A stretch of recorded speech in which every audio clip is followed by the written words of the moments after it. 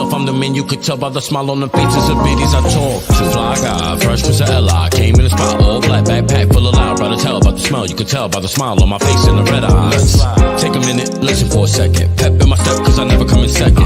Never stressing in the club, two-stepping. Got a bottle in my hand and my lady right next to me. Standing on couch is my hobby. In the club or the hotel lobby. Breaking the rules like there's nothing to lose. I did one of you two try and stop me. She did the digital dash. Saw us online and she followed us. So we had bottles, she just won a model. With one, maybe two for the cameras.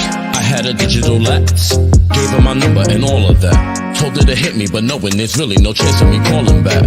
Not a player, but I crush enough to get in trouble. Biddies know I'm Mr. Right Now. I'm in town for the night. On my worst behavior, trying to get a little crazy. What's the point of being subtle? Shot after shot like I'm Curry when I pull up. 3 to the head in a hurry when I pulled up. Step back, crossed over, then I put up. My hands to the sky, another round. Let's get right for the 9.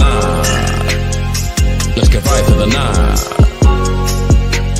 My hands to the sky, another round. Let's get right for the 9. Came into the club to grab a drink and do my two-step. Came into the club to grab a drink and do my Came into the club to grab a drink and do my two-step. Came into the club to grab a drink and do my I'm a star and you can't tell me different.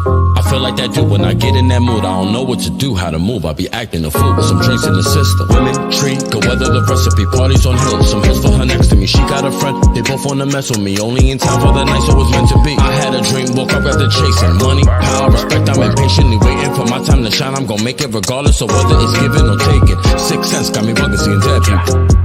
Pockets full of legends, missed text from the mistress. Got my drink on, now I'm bound to get in trouble. Shot after shot, keep me mellow when I pull up. 3 to the head like I'm mellow when I pulled up. Hesitated for a second, then I put up my hands to the sky, another round. Let's get right for the 9. Let's get right for the 9. My hands to the sky, another round. Let's get right for the 9. Came into the club to grab a drink and do my two-step. Came into the club to grab a drink and do my Came into the club to grab a drink and do my two-step. Came into the club to grab a drink and do my two-step. Came into the club to grab a drink and do my two-step.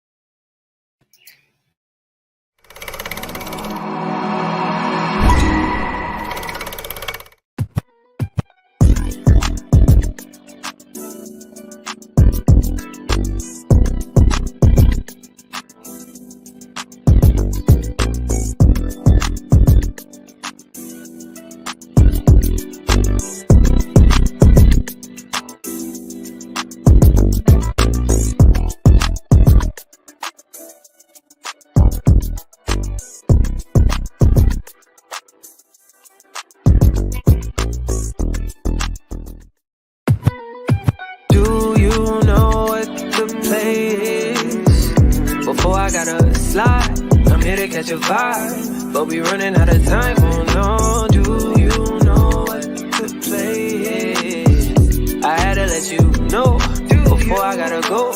Just see me by the door. Hey, with just a minute of your time, I can dig into your mind with your thick thighs. Face card good, won't decline. I'm a big dog. Bags that can hold up a line, but you been soft. See, I'm on the wrong type of time. Rule 1, caressing your mind, mentally spoiled. Won't let what I do to you outweigh what I do for you. So even when we rumble, I'm always treating you royal. Ain't a Birkin I can buy you to show you how I adore you. Look, I ain't running game, everything true. Used to be scared of change, now I'm acting brand new. It's a certain part of me, wanna be inside of you. I'm just thinking out the box, know it's random out the blue, but it's the last dance, you came with your crew. And I know you gotta leave before you do. I will be sure that I'm leaving here with you.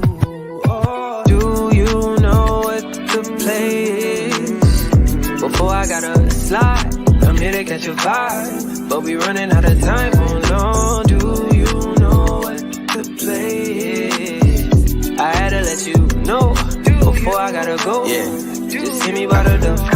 Now I ain't asking what the players, they gotta know out the gate. I'm a player like Bill Bellamy, different cities and states. Drop the low when I touch down, we leak up when it's getting late. Then we can chill and catch a vibe, we ain't gotta call this a date. Remy and room service, we then I gotta skate. She wanna be down like Brandy, but in her feelings like Drake. While the fools fall in love, Frankie Lime and Lorenz Tate. Martin showed me it's a very thin line between love and hate, yeah. Island beaches while you blowing on the best green. Been over balconies, recording all the sex scenes. You ain't got a stress queen, a wet dream. Let's make them Jodie and Yvette scenes. Yeah, let's get away to a little place where they can't find us. I'm down for making moves, but you need to make your mind up. Here for the night and I'm knowing what's on your mind, but let's try to get it in before my time's up. I'm gone. Do you know what the place? Before I gotta slide, I'm here to catch a vibe, but we running out of time. Oh no, do you know what the place? I had to let you know before I gotta go. Just hit me by the door. It's the vibe that we own, money on, damn money long. A toast is in order, would you agree? Let's see in my sheets where I'm trying to be. Wanna slide in a Rover, downtown. The look on your face says it's about to go down. I swear in this room it is cake by the pound. Your eyes don't deceive you, I pay for the rounds. Best believe you the king, it's your crown of fun. Let me say that I just wanna give what you want. It's our anniversary, so let me make you centerfold. Time to drive the boat to my place, my place. Let me show you my way. Thought I told you, baby. Do you know what the place? Before I gotta slide, I'm here to catch a vibe, but we running out of time. Oh no, do you know what the place? I had to let you know before I gotta go. Just hit me by the door. I'm texting him like, do you love me? Do you love me not? How you break my neck and break my back and then you leave the spot. You put that time and that effort into loving me. You sexting me so good, you make me feel like it was meant to be. Done planned the wedding in my head, got me delirious. Can't you see I'm feeling you? Why don't you take me serious? It's already been a year. I know you're scared of starting over, boy, I understand. But I'm tired of sneaking linking, I want you to be my man. It's a blessing and an honor to be by your side. I know that you feeling this, why won't you put that pride aside? Not that mouth, baby, show me what that heart do. Come over for dinner, let me show you that I'm missing you. You know I'm feeling you too, this here not too good to be true. Show you something different, baby, come here, let me marry you like. I don't know, I think we should get married.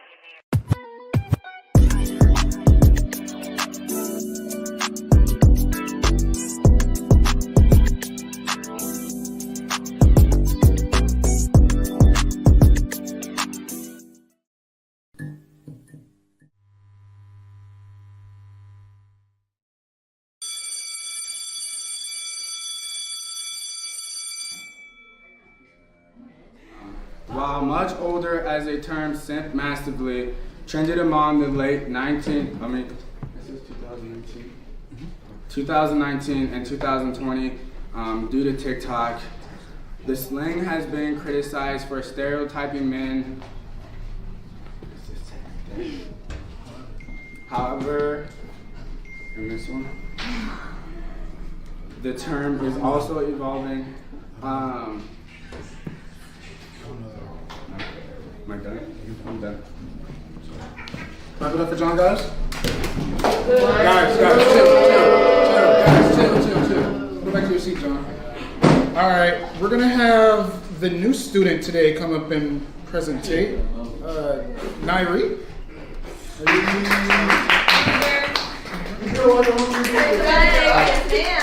Come on, Nairi. Come on.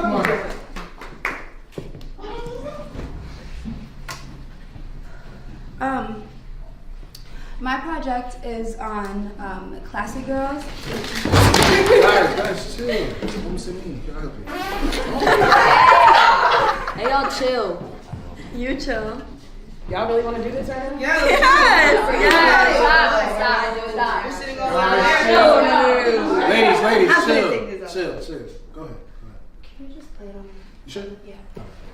Loser. That's what I'm thinking of.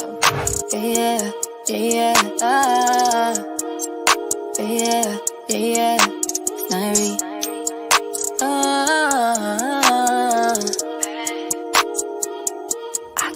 He need me bad, them bitches whack. He need a real woman to brag about with a bag. I ain't like these hoes with they ass out. Holy class, I'm about to fuck up all they bags now. On my bag, that's on my bag, yeah. That's on me, on mine. Oh, he on mine. I'm so me, no lie. That's on me, on mine. Oh, he on mine. I'm so me, no lie. I got these bands on me. Yeah, I got that. I need a brand new me. Yeah, I'ma get cold. Shorty got a brand new me. Yeah, I'ma drop a bag on me. Yeah, I don't mean to brag on me. Yeah, we don't care what you think about us. No, my bitch is better than all of yours. Yeah, and when we there, boy, your party gon' jump up. You know it's on when I bring a real bitch here. You know it's on, you know it's on. He say I'm bad, he can't leave me alone. All up in my phone, and she mad. This ain't what you want, this ain't what you want. I've been in my bag, baby, you should get your own. He need me bad, them bitches whack. He need a real woman to brag about with a bag. I ain't like these hoes with they ass out. Holy class, I'm about to fuck up all they bags now. On my bag, that's on my bag, yeah.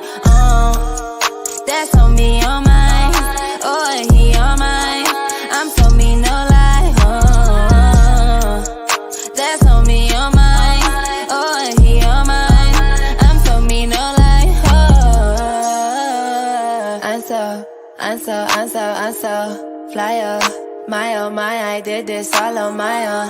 I know that I got eyes on my home. Yeah, they all in my bios. Who can't give you my time over? I've been in my bag, it's just something about that. Might let her come back, who can't get her back? And now she mad, you can't get like that. You ain't lit like that. And we don't care what you think about us, no.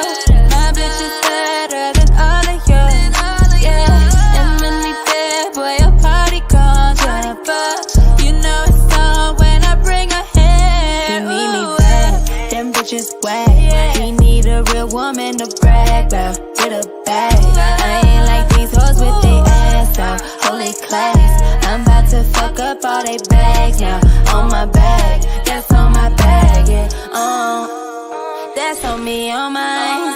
Oh, he on mine. I'm so me, no lie. That's on me, on mine. Oh, he on mine.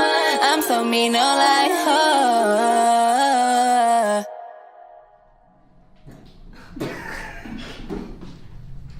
Bitch, that shit was hard!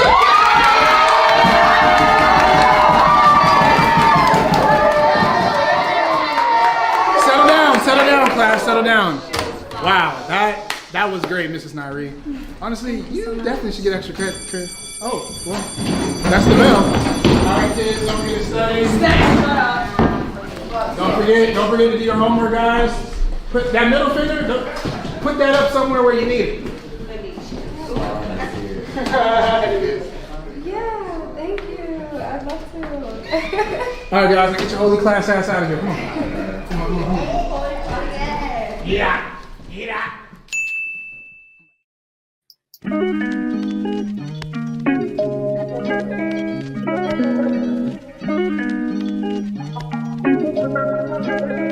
Toby, did you make this? Rolling round here,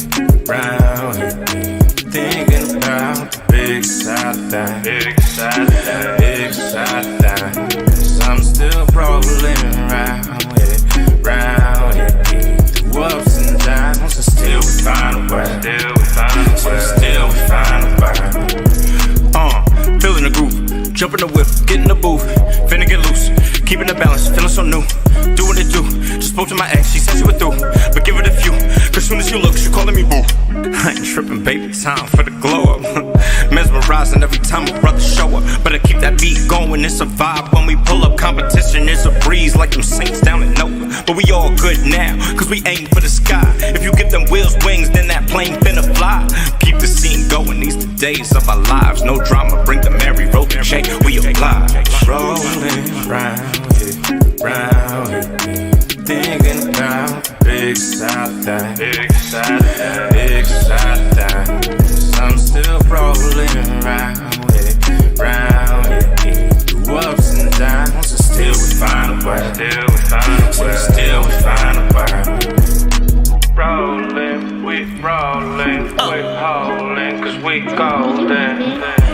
thing I know is count. I want respect, I want the clout. Probably later with your bitch. Referee, I watch it bounce. Gotta go out to my next one. Either way, they get cursed out. Paper coming like a stressful. Keep insisting that I'm special.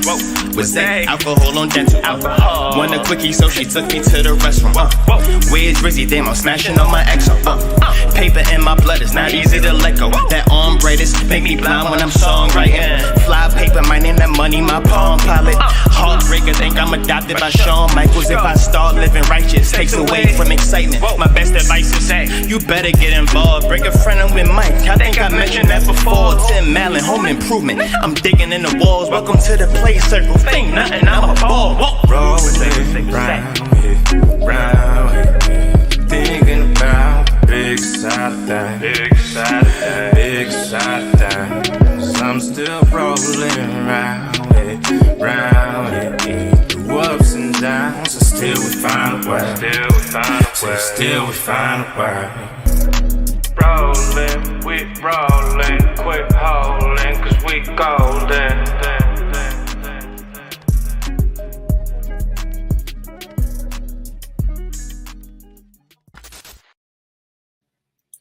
And we are back. Welcome, everyone. This is Welcome to the Rawrrzone. It is I, your homegirl, Ivy, a.k.a. Katie Kaboom, your two-time, now former Ramblemania heavyweight champion, because fucking people want to take away my championship after getting it a week before the goddamn Rumble, because y'all wanted to do the simulation, get my hopes up. So fuck you guys, but I love you anyways.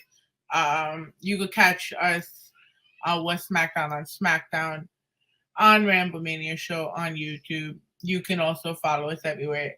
www.rawrzonenyc.com.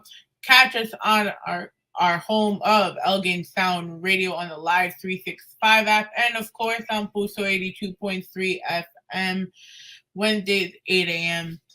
We are powered by Bold and Luscious Cosmetics. Use the code RZ15 off. Valentine's Day is around the corner, fellas. We got some new products coming in, stuff you definitely want to be interested in. And of course, my fellow manitos, my 420 heads. 420 is a few months away, but shit, we still getting ready for it. Get your cones, get your papers. Now we even got the fucking infused cotton candy. Hit up Just Blaze Hemp on Instagram. Order your papers, order your eddies, and we go from there. Today is February 4th. Now, while this will air in a couple of weeks from now, February 4th is World Cancer Day. And I would be remiss after everything we do for the Sarcoma Foundation of America to not talk about giving back for our Give Back for Sean. Sean Segui died in 2017, 5 years ago, from intimal sarcoma in the heart and lung. And we raised over $4,000 already. We're looking to raise 10 by the end of 2023 for sarcoma research. I have a lot of people outside of Sean I've lost to cancer, including my own dad. So if you're not donating to sarcoma, at least do some research into other cancers and donate to some of those, because research is very important. What people say it's all about politics, it's more than that, because in the end of the day, it's somebody's brother, it's somebody's sister, parent, loved one. But before I choke up, we got to talk wrestling. My guest today is super awesome. Literally, first of all, his name is fucking mad awesome. But he caught my attention during We Are Wrestling. He's been a name that's been floating around for quite a while.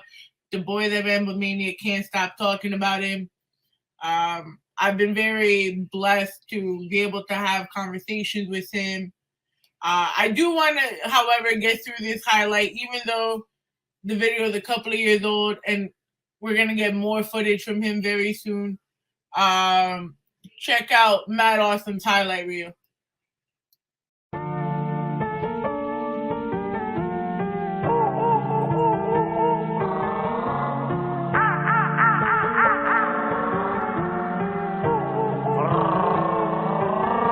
¿Quién tú eres? Ey, dime, socio, ¿quién tú eres? Pa' frontearme a mí, ¿quién tú eres? Ey, Habla claro quién tú eres. Ey, ey, quién tú eres. Ey, dime socio quién tú eres. Pa' frontearme a mí, quién tú eres. Ey, habla claro quién tú eres. Yeah, ven acá. No, está hablando de mí y yo haciendo miles.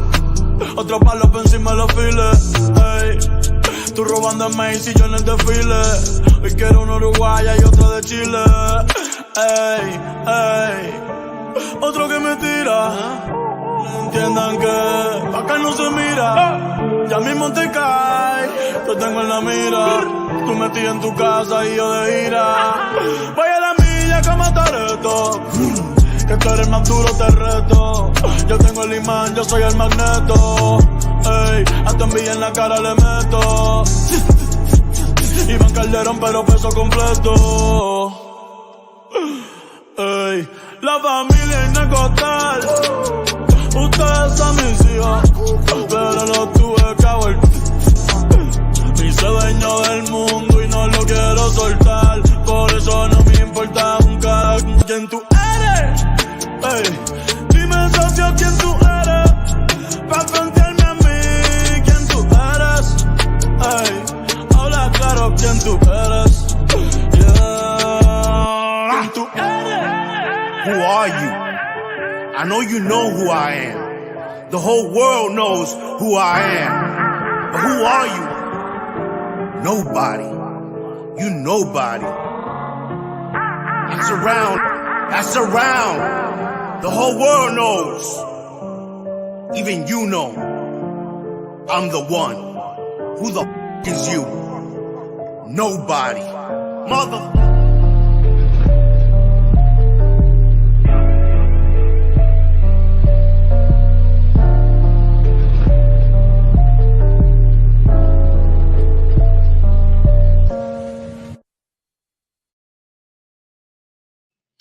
Coming from South Bronx, New York, your abuela's favorite wrestler, the Prince of Chankla Style, the one, the only, Mad Awesome! Thank you for having me. You had me like reminiscing, watching back at that highlight reel. I was like, I remember that show. I mean, you were fun. There. I would hope you remembered it. No, yeah, I made it. But like I do all my own edits. But that one was... Wow, I haven't done I did a edit at the end of 2022, but that one is one of my favorite ones. It was funny, right? Because I'm like, it's very hard to, when it comes to independent wrestling, to search up your favorite wrestlers, because you got to look for certain keywords, and then your name is Mad Awesome, but yet there's another fucking Mad Awesome. I know. YouTube, time to verify me, please. Make it easy for people to watch my stuff. I'm like, I gotta type in Mad Awesome South Bronx, Mad Awesome Chankla Style, Mad Awesome something. I tag it with the most intricate stuff. I put Chankla Style, Bronx, New York City, Wrestler, Bronx Wrestling Federation. I put all of that stuff and it'll pop up. Yeah, I was doing my best though. It was, hey, you found that highlight ready. That was off of my YouTube page.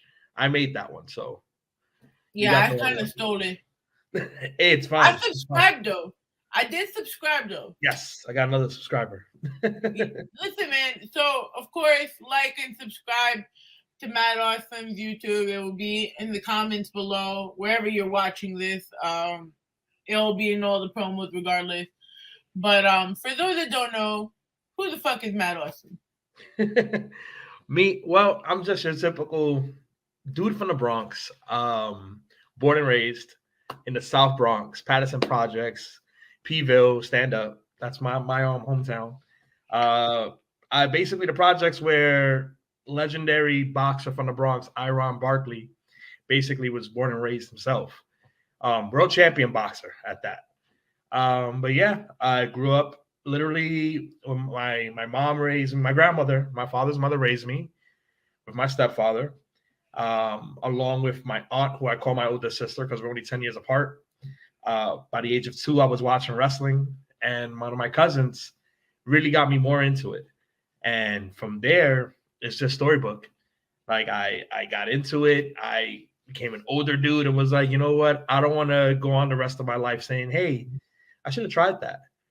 I just, built up the courage and I got in the ring. And it's basically living the dream, I'll say. I may not be on TV every week, may not be in the WWE, NXT, AEW, Ring of Honor, any of those promotions, but I'm still living my dream. I'm doing what I love, something I have a passion for, which a lot of people can't say that they've went after their dream and did what they love, and I got a chance to do that. And I'm very happy with the circle I keep that pushed me forward to actually do it and pursue it. I did get the blessing from my mom before she passed to do it. And, I know you did the little beginning. Actually, my mom did have small cell lung cancer.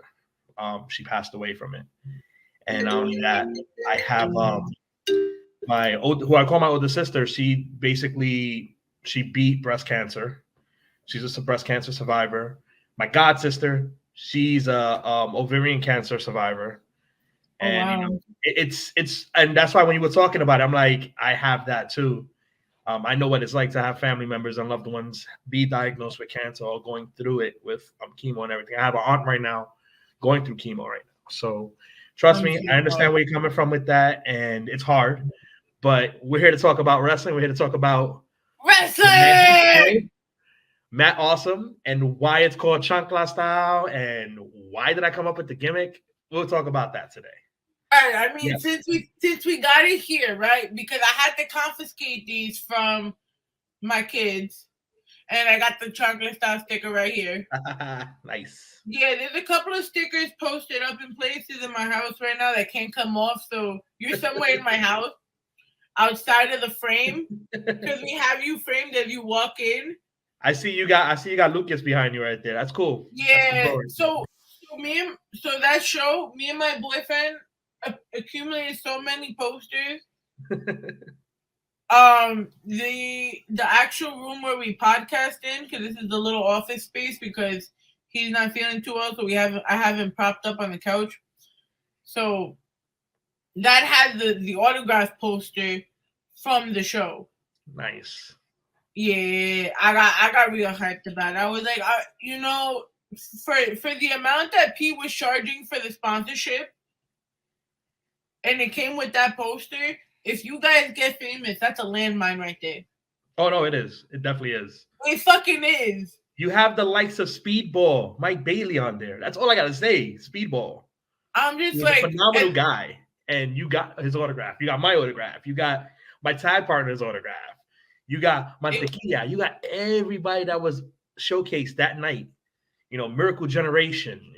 That was such an amazing show. It was a great show. That was a homecoming for me because I haven't wrestled in the Bronx since March 2020. I hadn't wrestled in the Bronx, and Pete comes to me in August of last year. He goes, "Hey Matt," I'm like, "What's up?" He's like, "How do you feel about debuting for We Are Wrestling's first show while I bring back wrestling to the Bronx?" I'm like, "Pete, since you started this promotion, I've always said I'm down. Let's go." And he was like, "No," he was like, "I was holding you until we brought it back to the Bronx. Of course, I wanted to have you on the first, second, third show, but I needed to bring you back home. I needed to have you back home in the Bronx." And I'm like, well, what a homecoming, because it was such a great homecoming that night. You guys got introduced to what Chankla Style is. I had family in the building that has never seen me wrestle in person, and they surprised me and showed up. I have my coworkers there. I have my girl. She's there with my stepdaughter. My stepdaughter's best friend was there. My best friend was there. My pops came in from Connecticut to see me wrestle. My cousins came in from Connecticut to see me wrestle. My best friends, it was so great. So let's talk about it, right? Let's go through you getting to, your mindset getting into the church.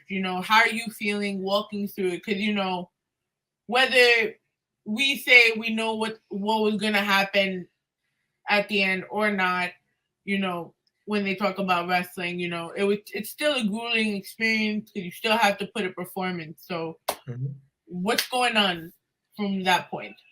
So basically, the anticipation for the show started the moment I was told I was booked.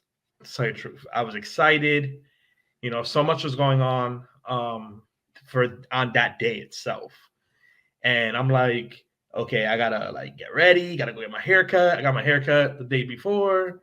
You know, I was making sure I had all my I had coquito because I sold coquito that night. I made sure they were made and everything. I needed help with the makeup because I actually did makeup that day. That was the first time I actually do face paint for a show. And I wanted to make it, you know, I wanted to go along with the theme of the show, which was the Warriors. So I did the baseball fury half of my face. And that's why I love the hell out of my stepdaughter because she did it for me. She took care of me that night. She did the whole face paint for me. I brought her early in with me. Walking into St. Helens, I was like, damn, the last time I was here, I was watching a BCW show. And I was just hanging out with the crew, whatever, as always, you know, chilling, having a good time at a wrestling show with the wrestlers, because of course I was wrestling at the time. And I'm like, wow, I've always said I wanted to wrestle here. I'm getting a chance to wrestle here. And I set up my merch table. I was one of the first ones to set up my merch table so that my stepdaughter and her friend can stay there and watch my stuff. She did my face paint. Went to the back, got dressed, and we had our meeting. It was at the meeting when I found out, hey, Matt, you're winning the Rumble. So I'm like, okay, cool. Wow. What a homecoming. Holy shit. And, you know, Pete came. He gave me a big hug. He was like, by the way, you're eliminating your former teacher. I'm like, Bronco? He was like, yep. I'm like, holy shit. I bugged out. So. Did he know? Yeah, Bronco knew. And Bronco was cool with it because Bronco was one of the first people to see me actually train at his old school. Again, if we're going back to when I first started training back in early 2016. I started training, what was it? It was, I want to say April, May of 2016 I started. I got the blessing from my mom because I told her, listen, Ma, I want to do this. She was like, where are you going to go? You know, how are you going to do this?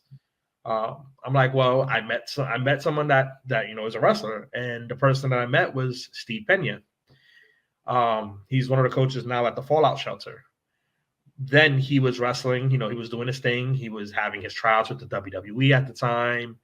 He was a personal trainer at a gym, and I frequent that gym, and that's how we met. He saw my wrestling t-shirt I was wearing when I was working out back in 2015, and he was like, "Oh, cool, I know that dude." I'm like, "Really?" And I'm like, "Which one?" He's like, Big Cass. I'm like, "Oh, that's cool." He was like, "Yeah, I trained with him. He went to the school I went to."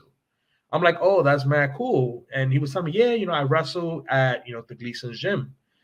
You should come out and watch a show." So literally the following weekend he was having a show. So I went right after work. I shot over to Brooklyn to go watch him wrestle.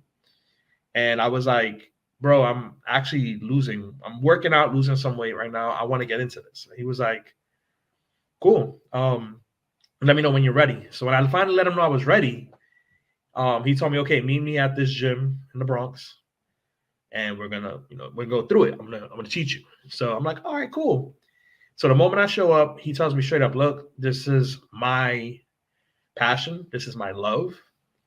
I'm very serious about this. So I want to make sure you're serious about this." I'm like, "I am." And he was like, "All right, let's go. We're gonna stretch out, and then we're gonna get in the ring, and you're gonna give me some rolls." So stretched out, and as soon as he told me do a forward roll, he was gonna show me. I'm like, "Oh, like this," and I did one. And he was like, "How do you know?" I'm like, "I did gymnastics in high school. So I know rolls, I know flips, I know stuff like that. I just can't, don't tell me to go backwards because you'll lose me."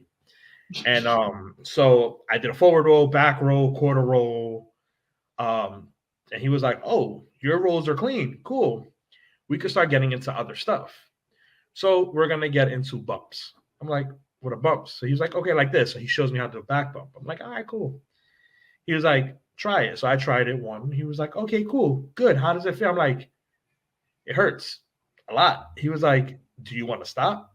I'm like, No. He was like, all right, give me 6. So I went 1, 2, 3, told them, timeout, rolled out the ring, ran to the bathroom, threw up. Came back. He was like, you're done? Because if you're done, that's it. I'm like, no, I'm going to finish the last 3 I have. So I got back in, did 1 more, and he told me to stop. I'm like, what happened? I did something wrong. He was like, no, you don't got to do the other 2. You prove to me you want this. Come back tomorrow. I was beat up. I came back the next day. I did all 6 bumps the next day. I did all my rolls the next day. I started learning how to hit the ropes. Then I started being trained by other people at BWF. So I had the likes of Vander James. I had Mantequilla. I had people like Jay Vera, Kamikaze, a few of the guys start training me. Bronco getting in the ring with me, training me. I started getting better little by little. November comes around and I lose my mom. So I wanted to call it quits. Something told me, don't quit. Keep going. This is your passion. Your mother wouldn't want you to quit. I think it was her talking to me and my stepfather, because my stepfather had passed away a few years prior to her. And he was the one that put me into watching wrestling as a kid. So I'm like, you know what? I hit up Pena. I hit up Monte, and I'm like, listen, I'm going to go train today. They're like, are you ready? I'm like, if I say no, I'm never going to be ready. Right now, I got to go. So we went. And after that, I told them, don't go easy on me. Let's just do it the way we were doing it the past few weeks. Before my mom passed away, let's just get back into it. So we got back into the rolls. We got back into everything, running spots, up and overs, all of that stuff. Told them, don't go easy on me. Yes, it's heartbreaking. I lost my mom. So what? I got to get over this. I got to keep going. And I kept going. And, from there, a year later, I debuted for BWF. I wrestled one of my closest friends that I grew up with. I won. It was literally, we did like 3 to 5 minutes in the ring, and I won the match. And from that point on, I was one of the young talents coming out of BWF. And I started doing tag team work with my former tag team partner, Johnny Santos. We were trying to find we found our chemistry right away, but we needed to work on it a little bit more. And they named us You're Awesome, because he always screamed out "You're" when he came out to the ring. I was mad awesome, so they named us You're Awesome. And from that point on, we were a great tag team. It was cool working with him. He's a great talent also. We trained together at the BWF. Prior to that, he was training with other people. And then during that time, I started training with more wrestlers, like with Azrael, who's a Ring of Honor legend. He doesn't like me saying that to him, but he is. Ghost Shadow, who's another one, an original from Ring of Honor. Then a little bit before that, along came Santana and Ortiz, and I had the chance to work with them and train with them and like have sit down conversations with these two men. And I'd say like these men were my mentors. They would always ask me how I'm doing, how I'm feeling about the business. Like they gave me that talk. This is our livelihood. Don't shit on it. This is what we love. This is our passion. So I would always reach out to them with questions and everything. And then Santana started doing the foundation at BWF. So I was able to train with him before he started doing foundation. He would do like little classes with us during our BWF classes. And I had enough time to pick his brain, which was amazing. And, of course, Steve Pena still was that main first mentor I've ever had. But not only is he my mentor, he became my best friend. So me and Pena are very close friends. And not only that, we keep it real with each other when it comes time for feedback, when it comes to our matches. Like I send him my matches all the time. And he's like, bro, like he'll either be like, bro, really? Like, why did you do this? Or, bro, it was good. You just got to work on this. You got to come and train. You got to come and train. You got to come and train. And, again, it was all the way till the beginning of 2020. And then when everything shut down, I had just disbanded from my original tag team. And it kind of sucked because I like being a tag team wrestler. Don't get me wrong, singles wrestling is fun. I love it.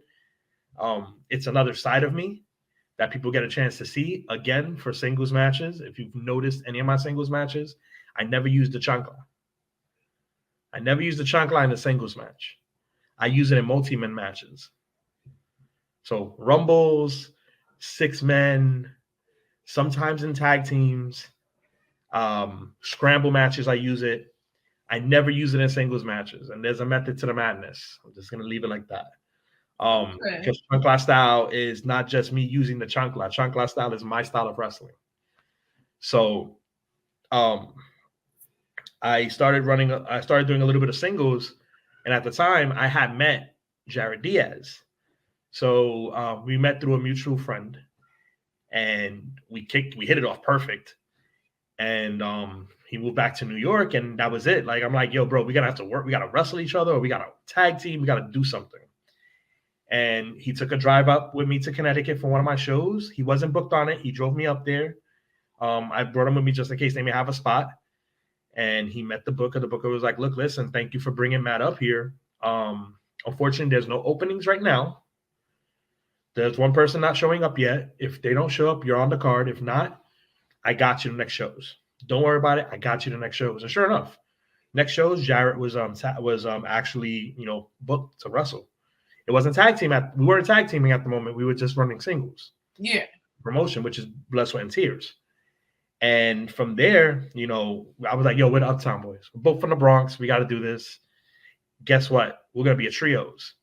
So when things started opening up again in the ending of 2020 is when we went to BST. The April of 2021, I debuted in Pittsburgh for MV Young's Poly M Coat Party. It was a scramble match. I'm slowly becoming the king of scrambles. I don't know why, but I may not win them, but I'm in them.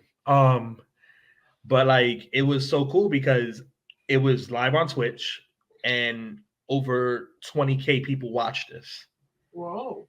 And my Twitter, Instagram went crazy because I brought out the chancla. I started beating people with it. I'm drinking coquito in the corner of the ring. Don't forget the matcha. This guy is crazy. Oh my God, this guy is so cool. Oh, I gotta follow him. What? He beat somebody with a chancla? No, we gotta follow him. So that was a breakout show for me. I debuted a new finisher and everything that show. A few months later, MV Young brings Poly M Coat Party back to Brooklyn because the first show was in Brooklyn. So he brings it back to Brooklyn the following year, which is still 2021. And he was like, you guys are going to be in a six divas champion. I'm like, why is it 6 divas? He was like, because it's a mixed match. I'm like, okay, cool. He was like, you, El Johnny Santos, and your tag partner, Jarret Diaz. I'm like, oh, sweet. Uptown Boys. Sweet. Against Aspen Rose, Mikey Banker, and Eddie McQueen. Eddie McQueen is awesome. Love him to death. So it was literally a mixed match. And I loved it. It was my first ever time that I was going to wrestle. No, the second time I wrestled a woman because I wrestled Aspen in the other scramble match in Pittsburgh. Okay. I wrestled Aspen, Sandra Moon, and Danny Moe. Those 3 were in that match. And of course, the Diva himself, Eddie McQueen, was in that match too. So it was a bit of a heat stemming over for that 6-man or 6 Diva. It was a great match. We had such a good showing. Again, another 20K view. So all of our Twitters went crazy again. And after that, we were supposed to do another one. We didn't. And then me and Jarret were supposed to have a tag team match. We didn't for circumstances. And then 2022, we had our first tag team match together against another team and killed it. Ended up winning the match. The crowd was crazy for us. And then after that, we just kept on tagging and doing our things. We were in a tag team title match for BST last year. After that, we kind of went our solo ways. We did our solo matches, and then we had our one-on-one match. Then I went up. Well, first we did a 1-on-1 match, me and him. Then a few weeks later was the Rumble. Which, okay, in a Rumble, I'm gonna put it out here right now. I'm gonna set the score. Set this record straight.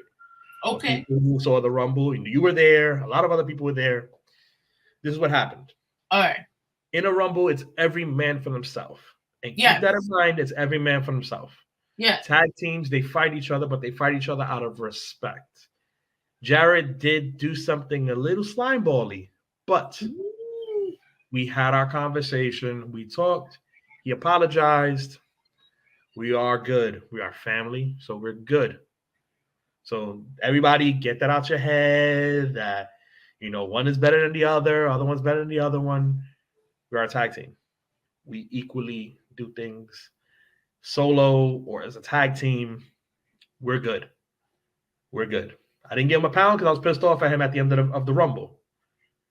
But we talked about it in the back. We've been talking about it recently. We're good. We're solid. Whatever tag team We Are Wrestling wants to throw at us, bring it. We're going to have a good time. Yes. With this. You want a good tag team? You got me and Jarret. Yes. Bring your tag teams. I want them. I don't care who it is. I want to wrestle. You want them all. I don't have that list. I don't do the list.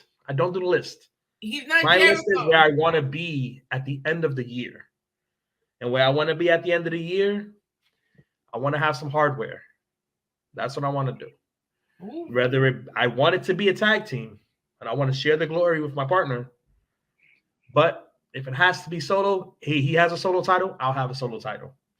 But I would prefer we both hold a title so that they can say, and your champions, your tag team champions, for enter the name of the promotion, Mad Awesome, Jarret Diaz, the Uptown Boys.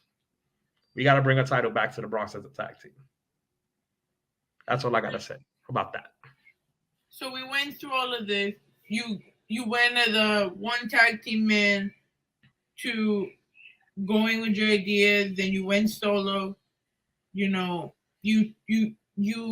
talk about persevering through pain. So we're back at the Rumble now. You just find out you're going to go through all of this. Now, what's going through your mind? Literally, what's going through my mind is the time I put in leading up to the pandemic of training, finally bringing out, I was blessed with a cool gimmick by people who weren't going to use it anymore because they got signed to TV deals. So I asked Diamante, I'm like, listen, prima, is it cool if I use the Chankla gimmick? Because I know you were using it and you've had matches with it. Are you going to use it on TV? She was like, no, I'm not going to use it at all. I'm like, is it okay if I keep it alive here in the Indies? She was like, you can, but you got to do it right. I'm like, okay, cool. So January 2020 comes around. I go to a Battle Club show. I go to help out. And, I had to cut a promo for IWA. Yeah, IWA in Jersey. So she comes in with my chancla. I'm going crazy for it. She comes in my chancla in the promo, and she's like, listen, before I hand this to you, just know this was blessed by all the abuelas on the block. So when you hit somebody, it's like you're hitting them with the strength of 1,000 abuelas. So she basically blessed me with the chancla gimmick. I also had to ask Ortiz, because he used it before, and he was like, bro, it's cool. Go right ahead. So that's why I'm the prince of Chankla Style. Not the king. I'm the prince. Right?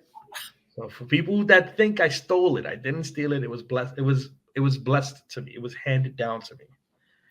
They can't handle your awesomeness. That's what it is. But I gave it a character. The Chankla is his own self. It's its own. It's a Nexus being. So, and all of those chanclas, like the ones you have and the ones I sell, when I bought them, I drove through El Barrio and I told all the abuelas to throw some water and sazon out the window Did you really? Do you have a video of this?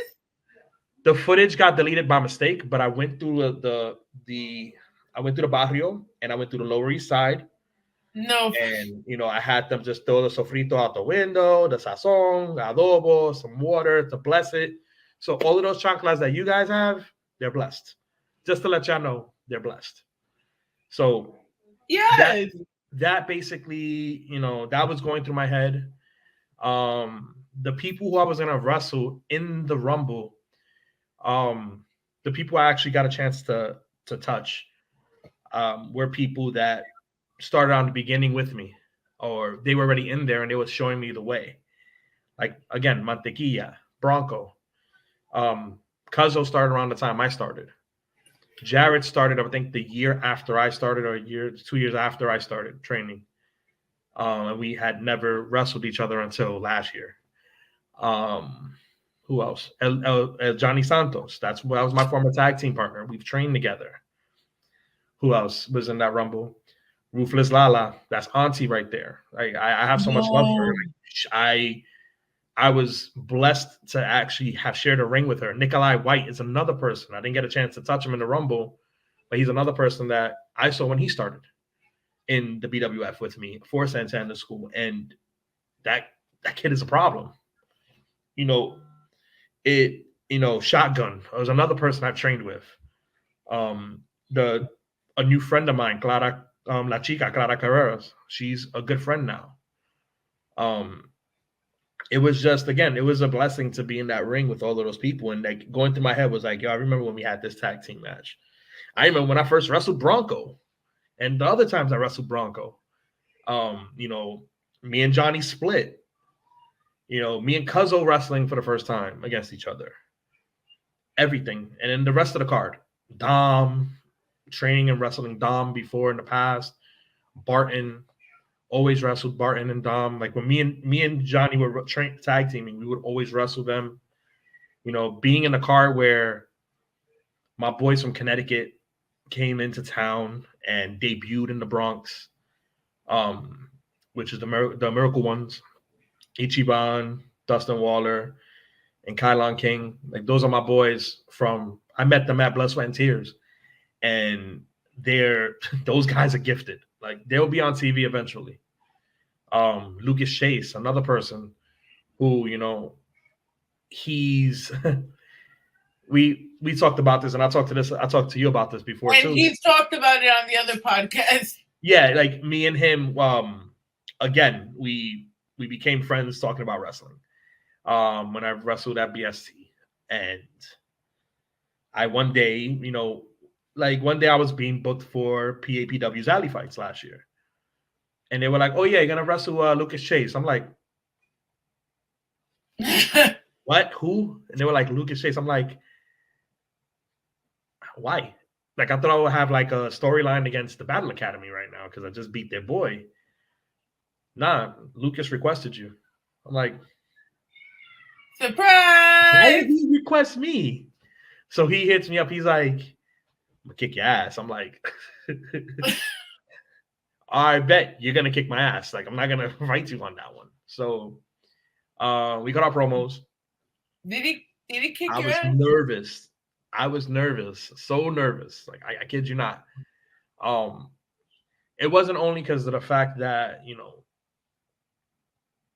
that's a friend of mine. And we've always talked about, hey, probably in the future we'll wrestle each other. But the fact that who his teacher was, the fact that this man sacrificed, went to Texas to train with Dustin at the Rhodes Academy. Dustin being somebody I've always watched growing up as Goldust. Knowing who he was back in WCW when he did that trailer match when they were driving on a highway. Yeah. Knowing that that's the son of Dusty Rhodes, the brother of Cody Rhodes. I'm like, yo, I'm going to wrestle Lucas. I'm going to stink it up.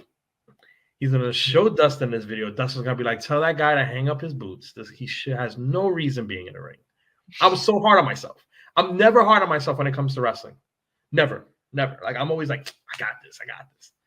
But I was so nervous to the point where I'm leaving the house And my girl sees I'm a little bit weird. She's like, you good, babe? I'm like, I'm nervous. She's like, why are you nervous? I'm like, I'm wrestling Lucas. She was like, yeah, it's just Lucas. I'm like, you don't get it. You just don't get it. So I'm texting my cousin because my cousin is friends with Lucas. That's how I met Lucas. And he's like, bro, suck it up. I'll be there. You got this. Lucas requested you for a reason. Because like, and what's the reason? What's to just get his reps in on somebody that's not as good as him? He was like, you're going to get that vocabulary out of your mouth right now. You are good. Lucas doesn't wrestle anybody that's not up to par. He likes your work. Lucas watches all your matches when you wrestle. He wanted to wrestle you, and he requested you. There's a reason. So I'm like, all right, fine. I get to the venue. Lucas is there, and I'm like, what's up? He's like, what's up? You ready to have a banger? I'm like, yeah. He was like, you nervous? Yeah. And he's like, why are you nervous? Is this me? It's us. I'm like, bro, it's you. I'm like, you're going to show this to Dustin. He was like, man, forget that guy. We're going to have a match. So what we're going to do. I'm like, all right, cool. Bet. Let's do this. God, what a match. What a match. It was my number one match of the year. He brought the best out of me. And as he told me, and as he said to you guys, I brought the best out of him. I didn't feel that way until after we went through the curtain after the match. So who actually won the match, though? He did. Oh, so he really did kick with a chair. He beat my leg with a chair. But I did him. Yeah, I know, right? It's Lucas he being didn't Lucas. say that part though. But you got to see the match. You got to watch the match to see it. All right, so I need that link too. I'm gonna send you that link. He when we got to the back a little while later, as I'm like changing, he comes up to me, he gives me a big hug, and he goes, "Thank you." I'm like, for what? I don't know how I did. He was like, "Bro, you had me winded." I'm like, "You had me winded." After that suplex outside the ring, like I took a suplex to the ground. We went balls to the wall that match, and he was like, "I'm glad to see you're alive." I'm saying, all right. He was like, "You're gonna need one up on me now." I'm like, "Bro, you proved me. You proved me right. You're good." I'm like, "Don't show this to Dustin though." He showed Dustin, so we'll leave it like that. He showed Dustin. Listen, but, back to the night of the Rumble. yes. Me having to be in the same locker room with Lucas again, another person who. A part of 2021, 2022 has been a part of my growing. He had a great match against Anthony Gamble, who's shout outs to the Fallout Shelter. Great school. They breed amazing wrestlers. I was this close to winning, bro. Lucas said you should have gotten off the top rope, bro. And I'm gonna be, training there a little bit very soon. So I'll be a part of the Fallout Shelter.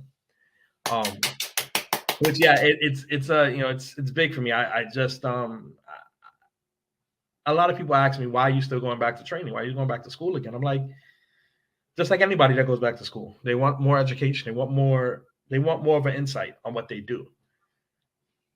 I want to get better. There's tweaks I have to do to my style and how I wrestle. And that's the school where with the coaches, I can become greater than what I am. I can there's a quote, and it's a tattoo I have across my chest that people only seen that tattoo when I've taken down my straps in one match. It's Latin for victory loves careful preparation. So I'm not at the level I want to be at because I'm slowly preparing myself. So going back to school, training at the Fallout Shelter with their coaches who are the greatest coaches they can assemble, like Masha Slamovich, Steve, the original ones. I'm gonna say the original ones first, and I'll go to the new ones. You know, you got Masha, Mike Law, Jorge Santi, and Steve Pena, the first coaches. Steve Pena is the 5 points champion for Battle Club. He was a double champion. He just gave up the franchise championship. But he's the 5 points champion there. Had a banger of a match with Darius Carter. You know, you got Jorge Santi, who's an amazing wrestler. He's so creative in the ring. It's crazy. You got Masha, who just likes to freaking kill people in the ring. Love her. And then you have Mike Law, who is so psychological in the ring. It's not even funny. And then now you have the new coaches, which is Akira, people know Akira for his death matches. This man could go in any style of match. You have the referee, Steven. You have referee Steven. He's a great guy, great ref. He also teaches wrestling stuff, like wrestling revolving around refereeing and how you should communicate with the referee in the ring. And then you have Prince Ahmed, who's one of the new guys there too. Yeah. So you have this slew of coaches, and with the owner of Joakim Morales, who's again another person who's a part of my inner circle. He's one of my mentors. He gives me real feedback all the time. Love the guy to death. He gave me my debut recently for Battle Club, which I'm happy and proud to be a part of that. He's had me wrestle with the Fallout a few times, proven myself, loved it. You know, he gave me the stage, the platform to be able to excel and to show these people, hey, you hear Matt Awesome and you're like, oh yeah, Matt Awesome. No, you hear Matt Awesome, you know he can go. And me going to train again, me going to Fallout, I can only be better. I can only be better than what I am right now. That's why I like big shout outs to them, because if you see Anthony Gamble, how he can go, Cosmic, how she can go. You know, you have Chris Barton, Dominic De Niro, they go there. They're killers in the ring. You know, you got the new people that's there, D-Vibe, James, the Scotta Ricans, who I just finished having a tag team match against. They have so much talent in one school. It's not even funny. Like these students are being molded into being not only great wrestlers, but amazing individuals in the world. Because that's what wrestling is. A lot of people lack being great people, great individuals. And that's what they coach there. And that, of course, I would love to be a part of something like that. I've met wrestlers like that are considered slime balls now, that they had that big coming out thing in their slime balls. Oh no. I don't associate with them no more. I only associate with the people who have my best interests and who are willing to give me the raw feedback. And the people that I've mentioned, that I've named, those are the ones that give me raw feedback every single time. Yeah. Even Lucas, he gives me raw feedback every time. And I am blessed to have him around me. I'm blessed to have a lot of the people around me that I have. But that, like I said, that locker room that night was electric. The people in that locker room, I've had past, you know, I've been in their inner circle somehow in the past, to then all of us be back in the Bronx, homecoming for most of us, and us having such a great show. When I won that Rumble, and then all the streamers and that's one thing that I wanted streamers so badly, and I said that to the Knuckleheads podcast, the Knuckleheads Network. I told Gigi, I told Kenny, I told Toe, I told all of them, I'm like, yo, Manta bottles, so the clanking of the bottles when I come out, like the Warriors, streamers. I told my friends, yo, grab streamers. Why? If I win, throw streamers. I didn't know at the time I was going to win yet. Still, I didn't know until the very end when we were gonna go and do it. I didn't know. So that emotion you guys got out of me, it wasn't an act. It was real. It was real emotion coming out of me when I won that Rumble. Because one, it was the weekend, it was on the eve of my mom making 6 years that she passed. So it was on the eve. She passed away November 6th, 2016. So that show took place November 4th, 2022. So literally, it was a Sunday when she passed. That 6th made a Sunday. So I was filled with emotion from that. Being back in my hometown, wrestling, having people that care about me, that haven't seen me wrestle, that are great supporting people who've been in my life, be there to see me be victorious. It was real, true, raw emotion out of me. I teared. A lot of people didn't notice, but I teared. Yardley really wanted to get in the ring and raise my hand. That's why he was the ref. That was why he was the ref that got into the ring and raised my hand, because Yardley, when Jarret Diaz podcast started, I was basically pushing their stuff, always posting up their stuff all the time, because I know they were starting out just like I was. And look at them now. Jarret Diaz podcast is on top of the world. And Yardley is a part of them, and he's also a referee. So he was like, yo, brother, you could raise your hand. And he raised my hand. We got to the back. He gave me a big hug. He was like, yo, bro, I'm proud of you.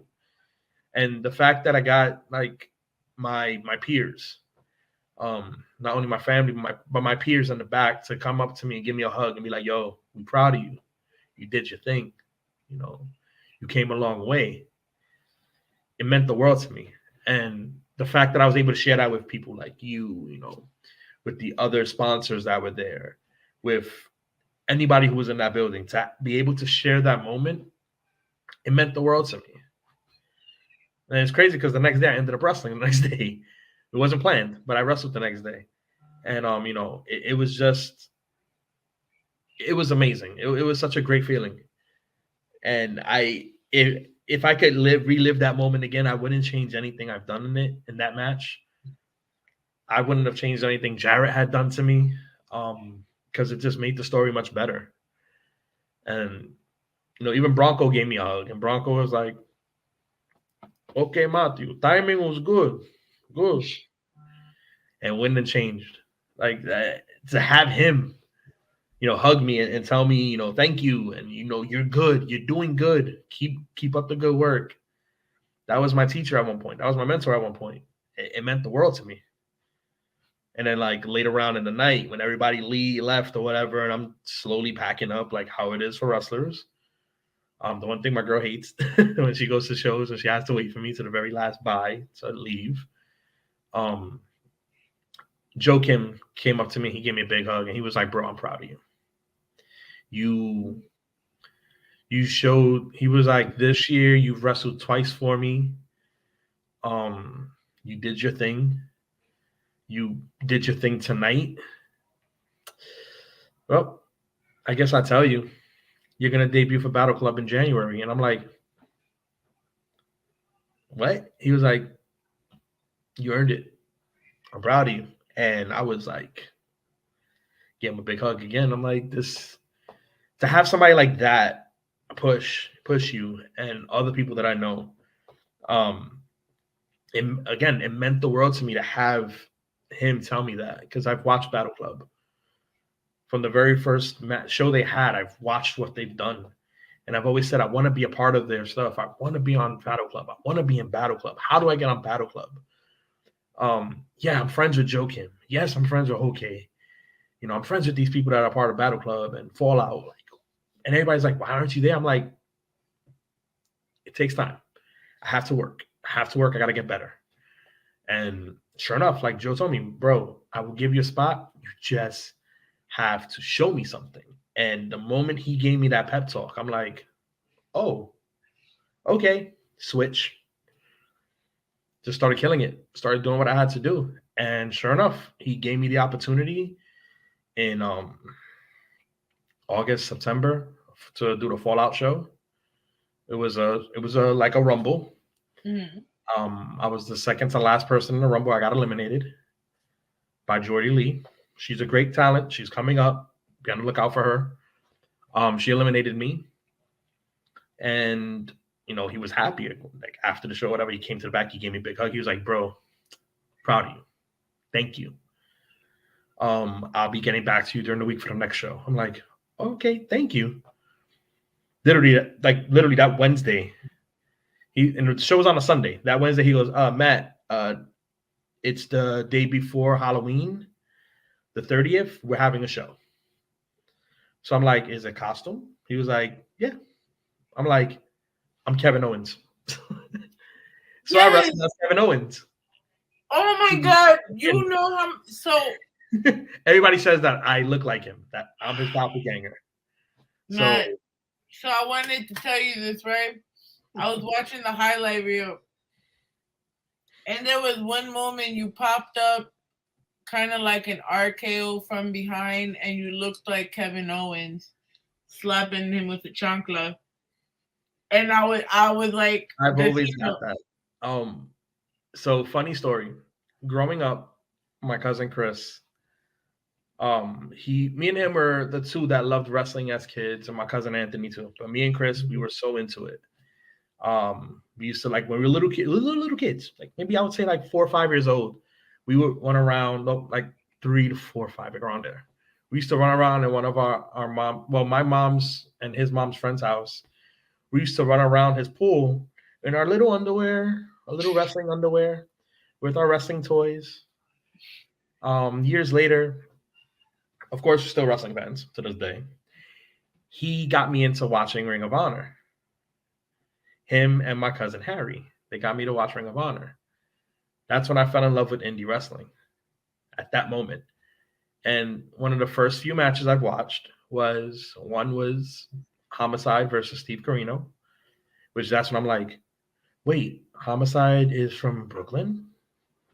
Okay, wait a second. He's Puerto Rican like me? Oh, that's it. I'm a huge fan of Homicide. I became the biggest Homicide fan. Then I got put onto Low-Ki. When I was younger, I didn't have a beard, of course. I always had short hair, like super short hair, like skin fade. So everybody's like, oh, you like Low-Ki. I'm like, no, I don't. But okay, thank you. I saw Amazing Red. I saw Eddie Kingston. So all those guys, fell in love with them. And then I saw Kevin Steen and El Generico. I'm like, these guys are freaking amazing. Seeing the Briscoes, rest in peace, Jay Briscoe, in fact. I've seen the Briscoes and everything. I'm like, yo, I love Ring of Honor. This is amazing. Fast forward to when I started training. Well, a little bit before I started training. People, yo, you look like Kevin Owens. I'm like, you mean Kevin Steen? They're like, who's that? I'm like, fine, Kevin Owens. So, you like Kevin Owens? You like Kevin Owens? I'm like, all right. Started training. Of course, in training, hey, Kevin Owens, I'm KO. I'm like, no, it's Matt. Just call me Matt. Then the Matt Awesome came out. And then, fast forward to the show last year, I'm like, I'm going to dress up like Kevin Owens. Joe sends me a voice note, and he's dying laughing. He's like, bro, why? Why are you doing this to us? You already look like him. Now you're going to dress up like him. I kid you not. I found one of my Kevin Owens t-shirts. Got the sleeves off of it. Ordered the shorts. Got the black tape. Taped up. Put my hair back a little bit. Fluffed out my beard. Got the theme song. So on Title Match Network for the Fallout Shelters, Seek a Treat, Nightmare on Ellery Street, you hear coming to the ring, your next participant, coming in as Kevin Owens, your abuela's favorite wrestler, Matt Awesome. Kevin Owens music hits. I come out. I'm standing. I'm like, I do the, I walk out just like Kevin Owens. The wrestling club was there. Shout out to the wrestling club. Love those kids. They are the future of wrestling. They're the best. They're there. They're on the other side of the ring from the entrance. They erupt. They're screaming at the top of their lungs. They're marking out. They're marking out because, one, they know who I am because their teacher, Victor, showed them me and Jarret's tag team stuff and showed them our singles match, which they loved it. So they knew who I was. They knew I was mad awesome. So I'm coming out, slapping hands. I go to their corner. I slap their hands. I'm like, I get in. Start doing my Kevin Owens stuff. Did a cannonball. Did the stunner. Did the frog splash. Did a pop-up powerbomb. Super kicks. The super kick was amazing. It's the thing. So I took a picture before. I posted it up. And I got the blessing from Mr. KO himself. He liked he liked it, and he retweeted me. So I didn't do him wrong. And then when people saw it, people were like, yo, I had to double take. I thought it was actually Kevin Owens in the school wrestling. I'm like, no, it's me. It's this guy right here. But I had to do it. I seriously had to do it. And it was either going to be him or I was going to dress up like Homicide. No, Kevin, so you did go with the bandana on and do the hopping back and forward and side to side. Grab a fork and fork somebody in the head. I was going to do that. But I'm like, nah, I'll do Kevin Owens. It's a little more safer. These kids will know who I am. And sure enough, it was fun. I had a blast. I have a blast every single time I'm working with the Fallout Shelter or with Battle Club. It's like family. It's homecoming. So it was great. It was so much fun. What would you do if Kevin Owens wasn't signed to WWE and said, let's fight right now? Me versus him? Mm-hmm. In a heartbeat, I'd be so nervous. But in a heartbeat, again, he's one of the ones that I watched. I wouldn't say growing up because we're not too far in age, me and Kevin. But I've seen his work and I love his work. It is something I kind of like look at. I study him, and of course, like my mentors like Homicide and Kevin and Eddie Kingston. I watch their stuff all the time. That's why my style. If you look at my style, when I wrestle, it's a mix of everybody. Like everybody I've had a chance to work with or train with, I've mixed all of their styles into me. That's why Chankla Style. Never know when, you never know how, but the Chankla will be there.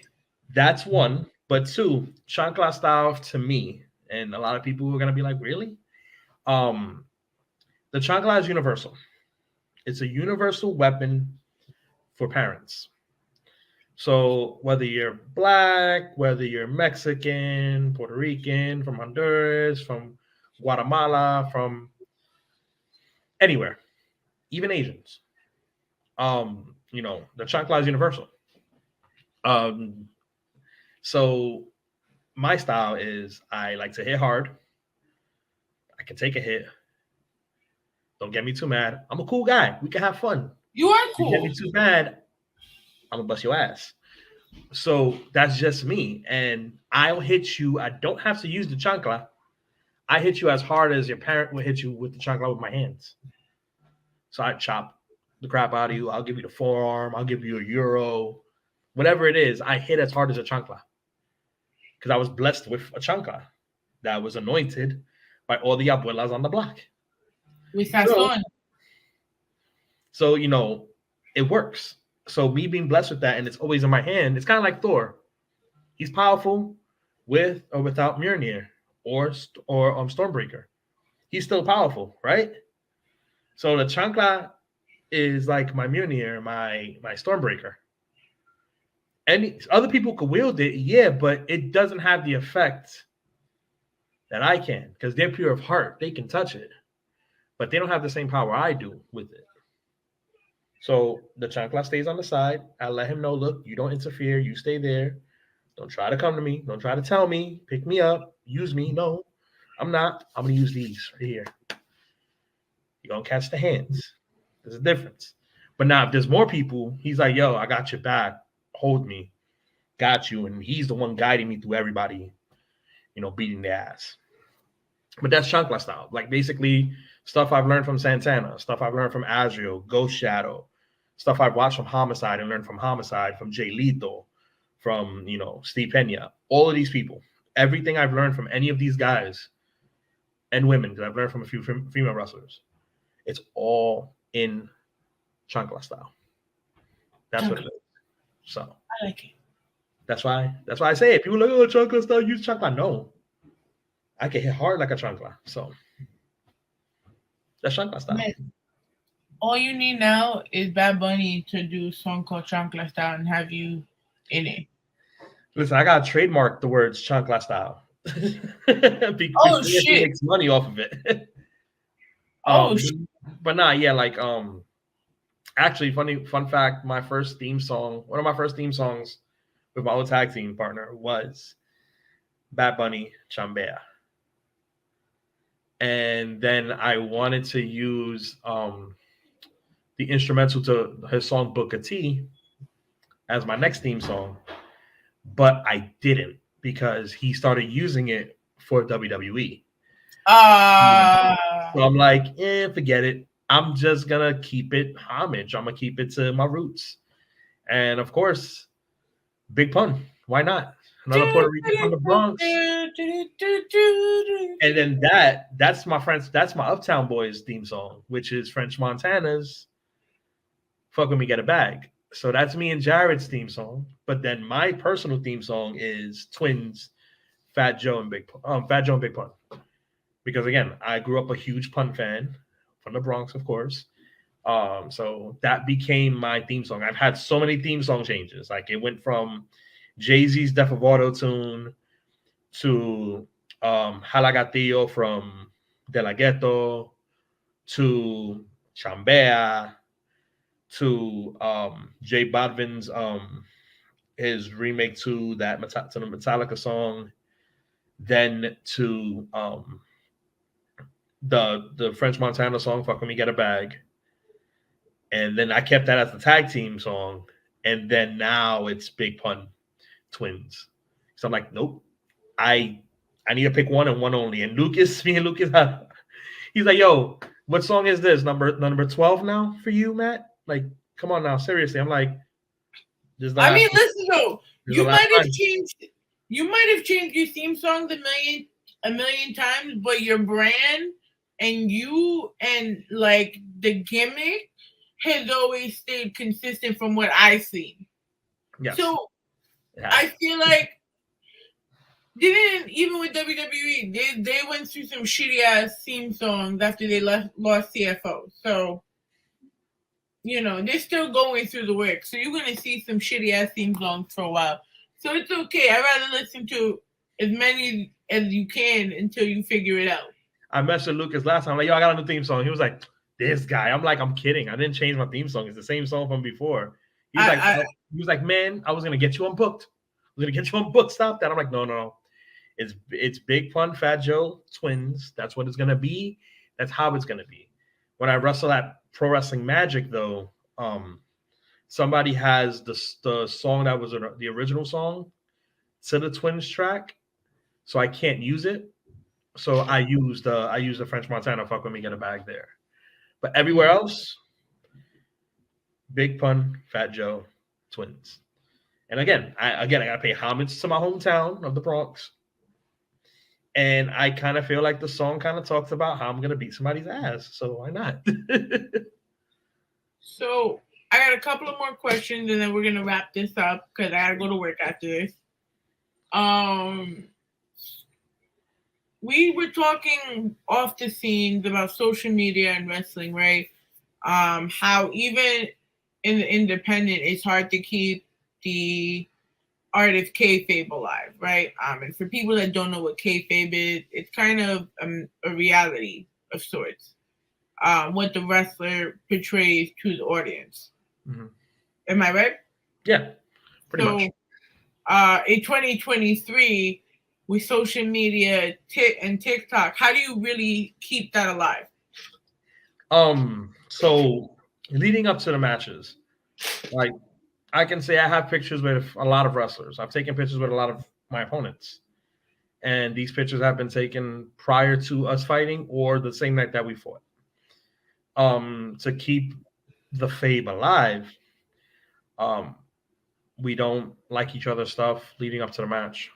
Maybe a few weeks or a month after the match, we don't. Again, this is an escape for people. Wrestling is an escape for everyone. It's funny to say it revolves a lot around mental health. And this is why I say that. You can have the worst week ever. You know, you could just be getting over a death in the family or a friend passing or finding out bad news about something, or you had bad days at work, right? Yeah. But in the back of your mind, you know that there's a wrestling show that Friday or that Saturday, and you got tickets to it, and you're going to it. And all you can think about is going there. You go to that show. That's the time frame from when you get there, pre-show, bell for main show, last ring of the last bell, they sending people home. During that time frame, you're escaping reality. You're not worrying about the bad week you had. You're not worrying about, the bad news you recently got. You're in tune with whatever we're doing and the story that we're telling you in the ring. You forget about it. You're engulfed in what we do. So mentally, powers, Chankla. Mentally, that was me. Mentally, you're just basically, you're letting it all out. You're enjoying a good show. And yeah, even though at the end of the show, you're going home, you have a smile on your face when you get out of the show. You feel relieved. The mental stress you have built up for the whole week, it's gone. Now you can focus on going into the next week and having a better one. Us too as wrestlers. Wrestling is our escape from our reality, from our daily lives. Cliche, wrestling saved me. But a lot of wrestlers will probably talk to you and interview them, and they'll tell you, listen, wrestling saved me. Wrestling pulled me out of a dark time in my life. Wrestling has always been there for me from the beginning, and now still. And I do it now. Like that weekend after the Rumble, again, it was a tough weekend for me. It was the weekend of my debut that I made. I made 6 years in the business. It was, my mom's 6-year anniversary. She passed. So it was a lot going on. So that Sunday, I didn't stay home to, mourn or cry or think about like my mom passing. I did what I did. I did some of what I did that same day. I watched the New York City Marathon, which is something my mom used to always watch together. Before she passed, we were watching it. And I took a shower, got dressed, and I headed out to Brooklyn. I went to Catalyst Wrestling. I went to go watch the show. Steve Mack, Darius, and Dom, they were like, yo, come out to the show, man. We don't want you to be alone. We don't want you to be like in a funk. Come hang out with us. Come be with the fam. Come, escape reality for a little while. Sure enough, Homicide saw me, gave me a hug. We were hanging out, watching the show. It was an escape for me. And it's an escape for everyone. As wrestlers, as fans, we do things in life to escape what we do on a regular basis. So, yeah, it's tough to keep kayfabe alive. But at the same time, the internet, social media, fans, people see that we're actually real people. We go through mental stuff all the time. Like, we'll have bad days like everybody. We bleed just like everybody. Like, yeah, it kind of sucks that, I don't like this guy, but yet y'all see each other, we see us liking each other's stuff and commenting on each other's pictures and laughing, ha ha ha. But I hate this guy. It's kind of sucks. But if some of us could keep it alive leading up to the match, a little bit after the match, and then like slowly we can show that we're cool, different story. Like, I posted up a picture of me and Lucas months after me and Lucas wrestled each other. Mind you, we took that picture the show prior, the show of the same show that we wrestled. We took that picture. Oh, wow. And we were talking about it. He was like, yo, when are you going to post your picture? I'm like, Not now. He was like, smart man. I'm like, don't worry. I'll tag you in it when I post it. He was like, all right, cool. And I'm like, even though he beat my ass, I respect him. You ain't beat my ass. Happy birthday, Lucas. That's what I did. And he was like, damn right, reposted it. He was like, yo, smart way you posted it up. I'm like, that's how I'm going to do it. Like, there's a picture I have of an opponent that I wrestled. Might as well do it on we wrestled each other twice, and I've never posted the picture of me and him. Not even for his birthday. Oh, wow. Because I want to wrestle him again.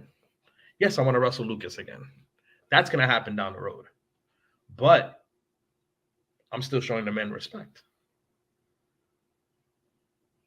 So it's hard to keep kayfabe alive. But like right now, you see Funny Feud. Love it. It brings joy to my heart. Jorge Santi and Mike Law. Jorge Santi. I hate you, Mike Law. Always. Even for his birthday. He was like, happy 50th birthday, even though Mike Law's not 50. He was like, happy 50th birthday, Mike. You know, I love you. I fucking hate your guts, but I love you. Happy birthday. Happy 50th birthday, but I hate your guts. Like, that was him. He's keeping it alive. Like, they're coaches at the Fallout, but, you know, Mike's like, he's the best coach. Oh, Santi's God, the battle of the coaches. But Santi's like the better coach than Mike. Oh, Peña's like the best to me. But anyways, leave it like that.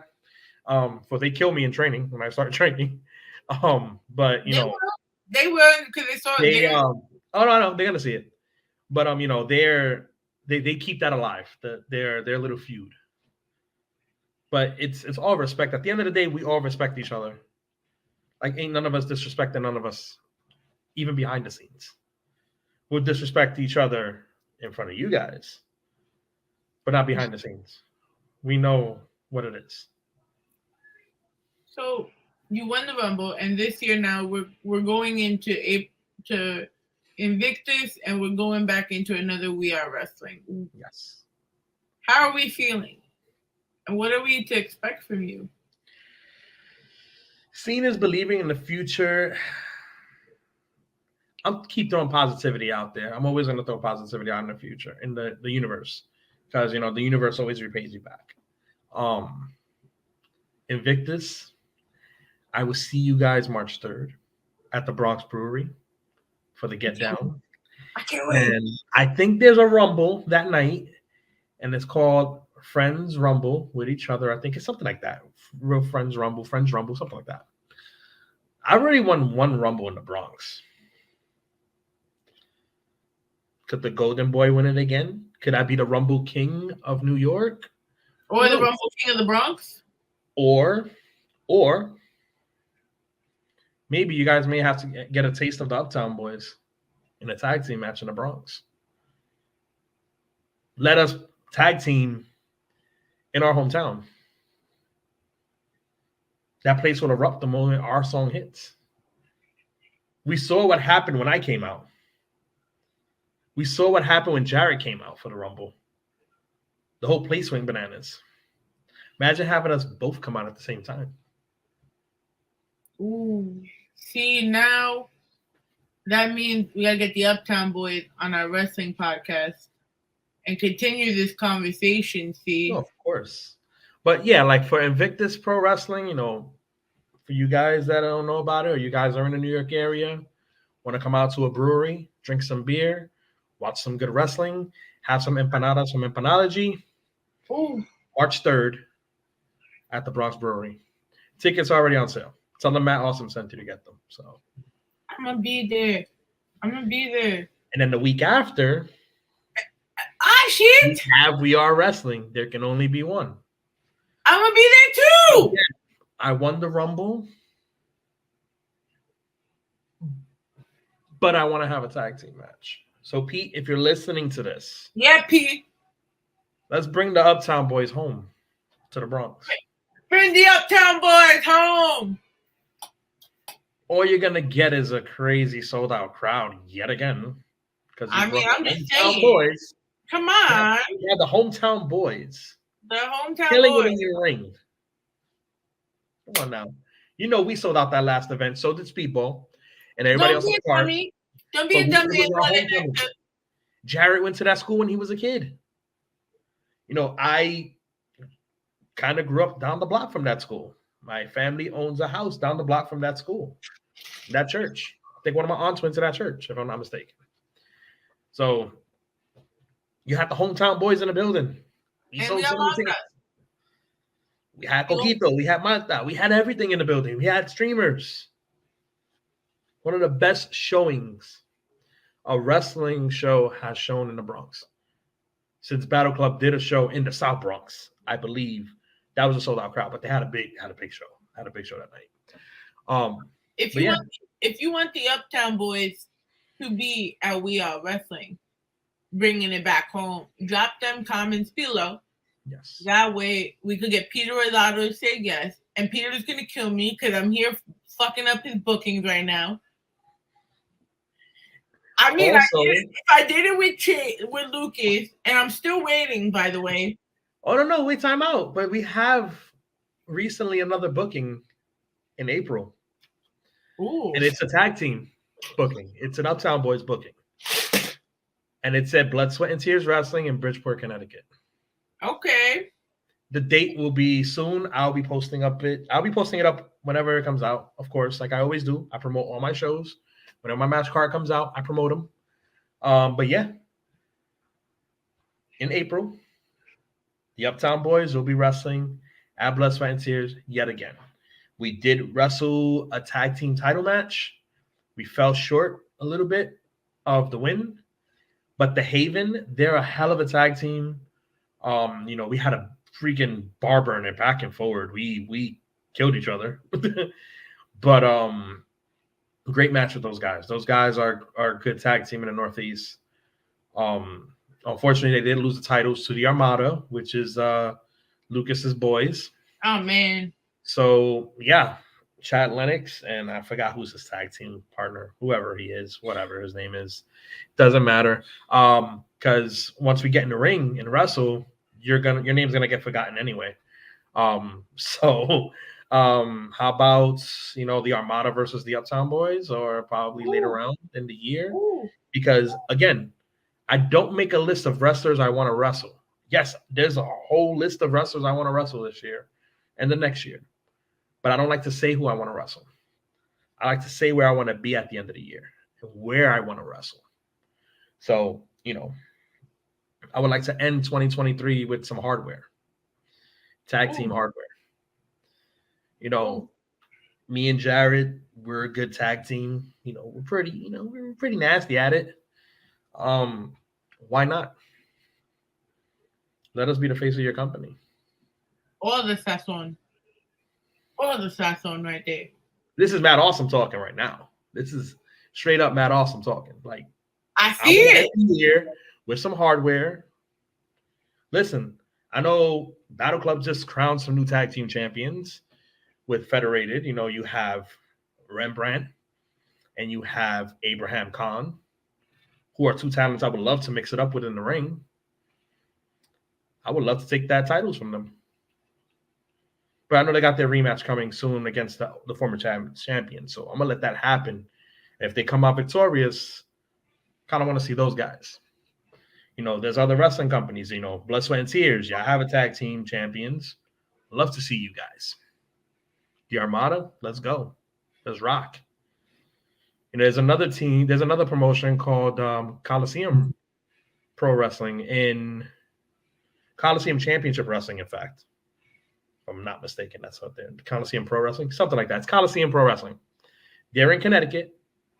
They have tag team champions. Me and Jarret lost to them for those tag team championships to crown their inaugural champions. I want a rematch. We want the rematch. I know how to beat them. Get them. I want them. I want them titles. Do but it. Like I said, this year there's two things off my bucket list already this year. And we just left January.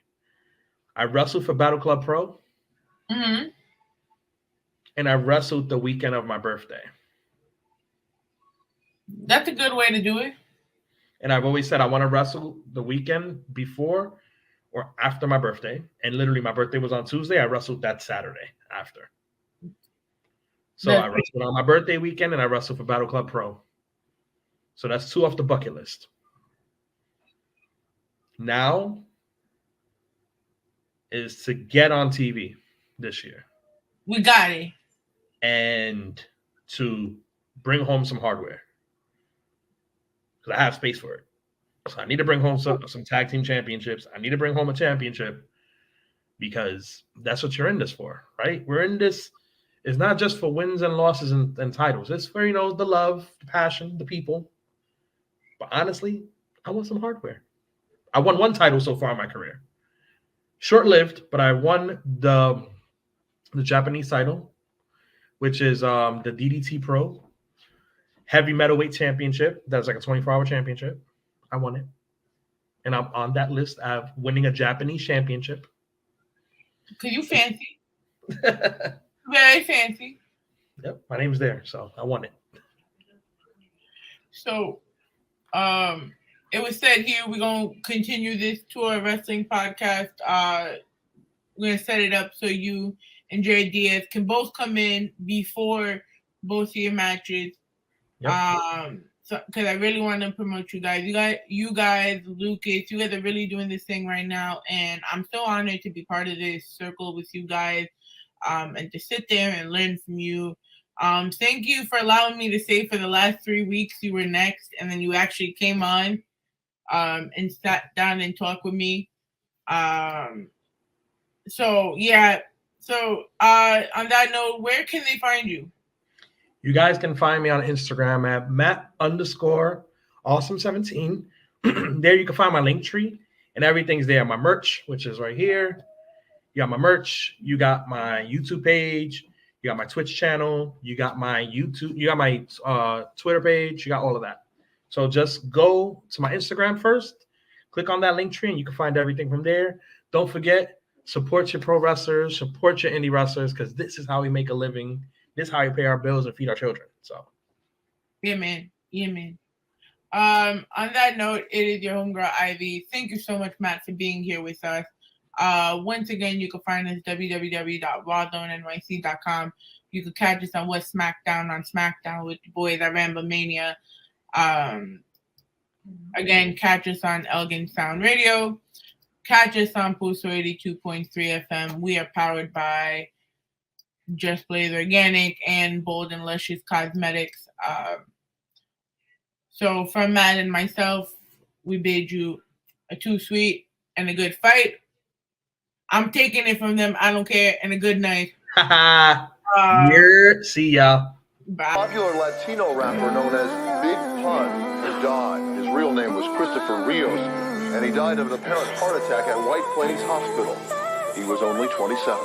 He's locking it down right now, trying to make history again. We already made history. First Latino to go platinum in hip-hop, Now everybody take it to the next level. What's the deal? Dear Pun, I hope heaven has an address, cause I'm sending this letter in the form of Pro 2 stems. 23 years ago, I was up in my room rocking the hot 97 when they broke the news. Gone too soon. You left behind a wife and 3 kids after dropping 100 pounds. You were trying to live. You had a lot more to give. Yo, I have to represent you the same way Brooklyn represents Big. Dead in the middle of Little Italy. Lyrically, you're the epitome of what music was to a little me. A super creature who made every feature run away. The one who snatched the moon off the sky and blew the sun away. The first Latin rapper to sell a mill after kicking the verse for Fat Joe that led to a deal. Dominated with an incredible flow. Held your own, even the Grammys had you nominated. Yeah. Yo, Pun, I say this without lying. Cuba's 24K is a classic and shit have went diamond. You dying hurt the squad. I can only hope you walked into heaven and left God in awe. You had your demons. I'm not judging for many reasons. You were old enough to know what's right and wrong. You brought life to a song. Still not a player, but you crushed a lot. Super lyrical, you ain't a killer. Yo, capital punishment's too strong. It started when you told the world, beware, check it. What you thought Big Pun was weak, now you can't sleep. Gotta keep your eyes open wide. Y'all know the rest. Just imagine you was alive and still rapping. These fantasy collabs would happen. You and Chris Rivers dropping classics, tongue twisting and flipping on records like gymnastics.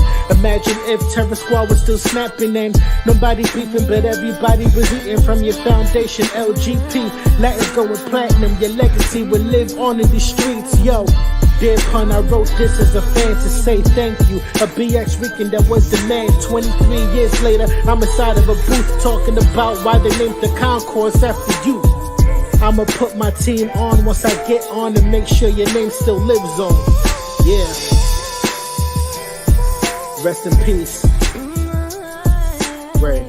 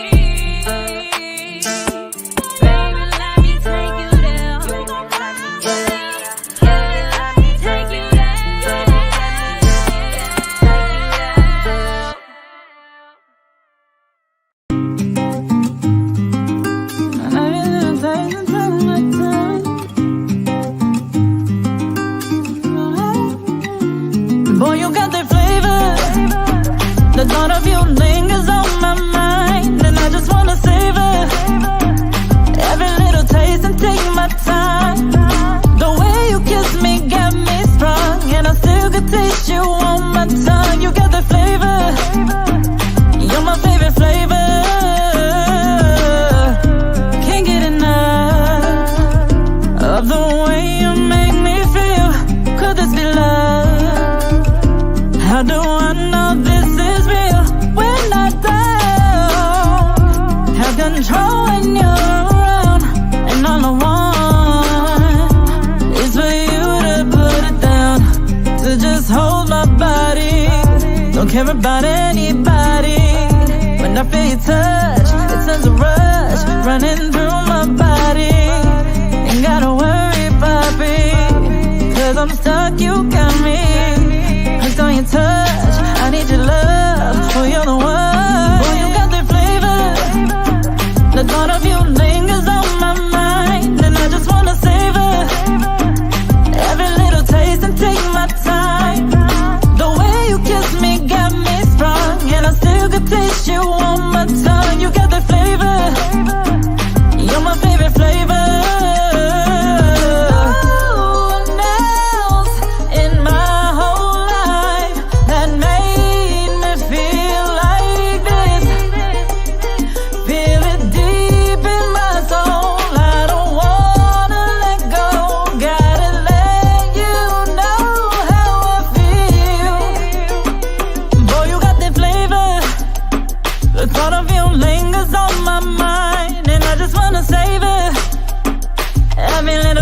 Take my time.